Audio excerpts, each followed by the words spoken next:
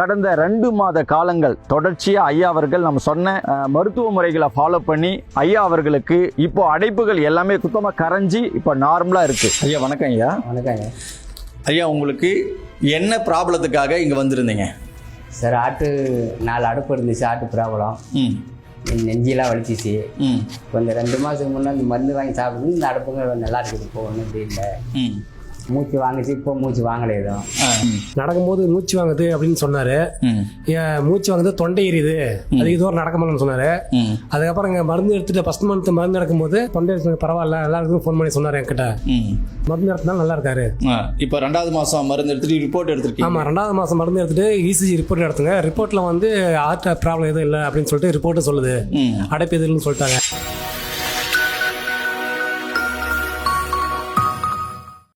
நலமுடன் வாழ்வோம் நேயர்களுக்கு வணக்கம். நேயர்களே, கடந்த நாட்களில் நாம் இதயம் சார்ந்த பிரச்சனைகளுக்காக வீடியோ பதிவுகள் கொடுத்துருந்தோம். நம்முடைய வீடியோ பதிவுகளை பார்த்து கர்நாடகா பகுதியிலிருந்து ஐயா எம்ஜி அவர்கள் வந்திருந்தாங்க. அவங்களுக்கு 90% ஒரு அடைப்பும், 70% ஒரு அடைப்பும், 60% ஒரு அடைப்பும், 50% அடைப்புகள் இருந்துச்சு. ஒரு அடைப்பு கால்சியம் அடைப்பு, 2 அடைப்புகள் சோடியம் அடைப்பு இருந்துச்சு. ஒன்று பார்க்கும்போது கொழுப்பு அடைப்புகள் இருந்துச்சு. கடந்த 2 மாத காலங்கள் தொடர்ச்சியாக ஐயா அவர்கள் நம்ம சொன்ன மருத்துவ முறைகளை ஃபாலோ பண்ணி ஐயா அவர்களுக்கு இப்போ அடைப்புகள் எல்லாமே சுத்தமாக கரைஞ்சி இப்போ நார்மலாக இருக்குது. ஐயாவுடைய பழைய ரிப்போர்ட்டையும் நீங்கள் பாருங்கள். இப்போது ஐயாவுடைய ரிப்போர்ட்டையும் நம்ம அனுப்பிச்சி வச்சுருக்கோம், அதையும் பாருங்கள். அது மட்டும் இல்லை, ஐயா அவர்கள் அவருடைய மகனோட கடந்து வந்து நம்மக்கிட்ட மருந்து எடுத்தாங்க.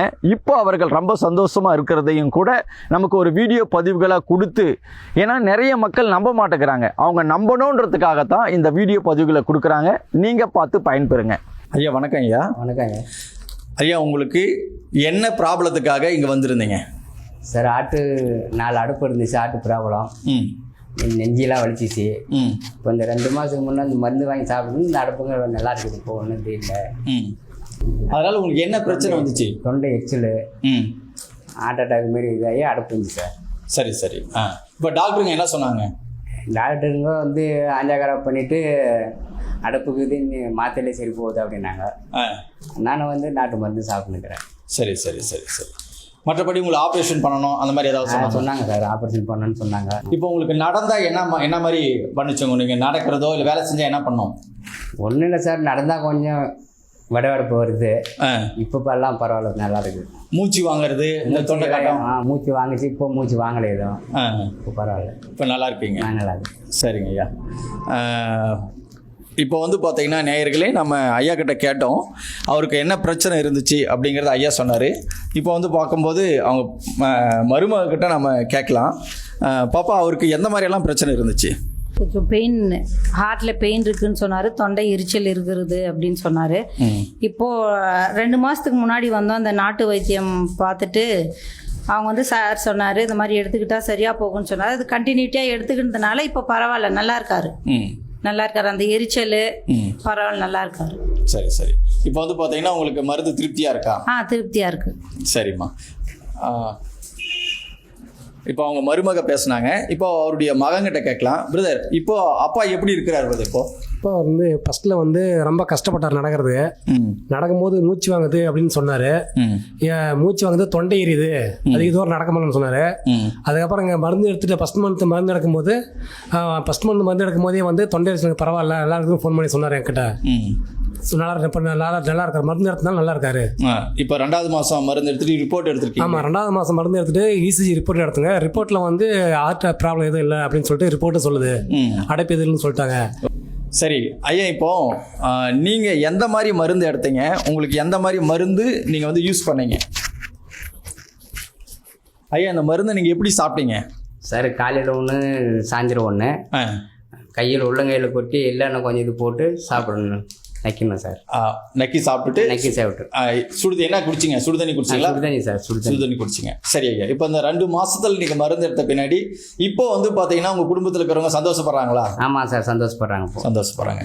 சரிங்க நேயர்களே, தொடர்ந்து ஐயாவுக்கு வந்து பார்த்தீங்கன்னாக்க நாம் வந்து 62 பேக்கெட்டாக மருந்தாக கொடுத்துருந்தோம். அவர் ஒவ்வொரு மாதமும் காலையில் ஒரு மாத்திரை, நைட்டு ஒரு மாத்திரை அப்படிங்கிற மாதிரி அலோபதியில் மருந்து மாத்திரைகள் எடுத்துகிட்டு இருந்தாலும் நம்முடைய சித்தா மருத்துவத்தை அவர் கேள்விப்பட்டு நாம் இப்போ வந்து பொட்டலங்களாக 62 பொட்டலங்களாக கொடுத்தோம். அதை காலையில் ஒரு பொட்டலம், நைட்டு ஒரு பொட்டலம். ஐயாவுக்கு வந்து சுகர் இருக்கிறதுனால நல்லெண்ணெயில் கலந்து அவர் என்ன பண்ணியிருக்கிறாருங்க, எடுத்துருக்கிறாரு. நல்லெண்ணெயில் கலந்து எடுத்ததுனால இப்போ ஐயாவுக்கு ஹார்ட்டில் இருந்த 4 அடைப்புகளும் சரியாக இருக்குது. அது மட்டும் இல்லை, ஐயாவுக்கு வந்து பார்த்தீங்கன்னா இப்போது எப்படி இருக்கிறார் அப்படின்னு சொல்லி பார்க்கும்போது அவங்க மருமகளும் சரி, மகனும் சரி, அவங்களுடைய எல்லாமே வந்து பார்த்திங்கன்னா சொல்லியிருக்கிறாங்க.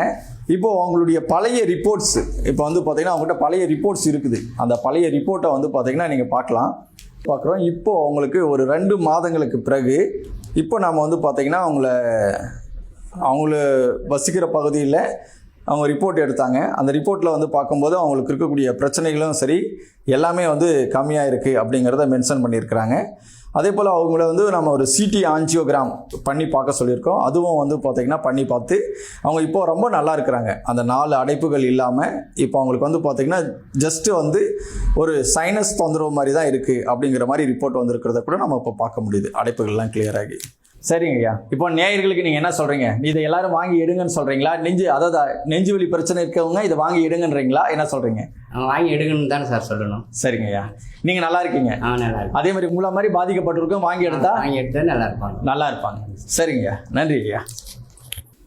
சரி நேயர்களே, நீங்களும் கூட உங்களுக்கு ஏதாவது இந்த மாதிரி ப்ராப்ளங்கள் இருந்தால் தொடர்ந்து வந்து பார்த்தீங்கன்னா சித்த மருத்துவத்தை ஃபாலோ பண்ணுங்கள். நன்றி, வணக்கம். இப்போது நீங்கள் இந்த வீடியோ பதிவுகளை பார்த்துருப்பீங்க.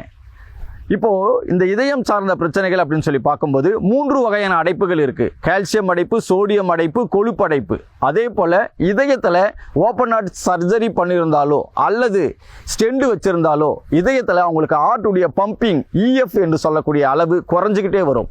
அந்த இஎஃப் குறைஞ்சதுன்னா அவங்களுக்கு பேஸ் மேக்கர் வைக்கக்கூடிய ஒரு சூழ்நிலைகள் இருக்கும். அதை வைக்காமல் அதையும் சரி பண்ணக்கூடிய அளவுக்கு நம்முடைய சித்த மருத்துவத்தில் மருத்துவ முறைகள் இருக்குது. அதையும் வந்து பார்த்தீங்கன்னா கண்டிப்பாக நீங்கள் ஃபாலோ பண்ணுங்கள். நெக்ஸ்ட் பார்க்கும்போது கெட்ட கொலஸ்ட்ரால் லெவல் அதிகமாக இருக்கக்கூடிய நபர்களுக்கு ஹார்ட் அட்டாக் வந்து மரிச்சு போகிறாங்க.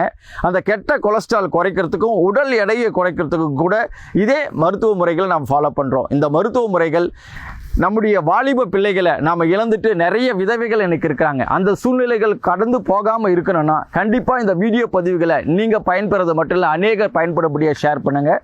நன்றி, வணக்கம்.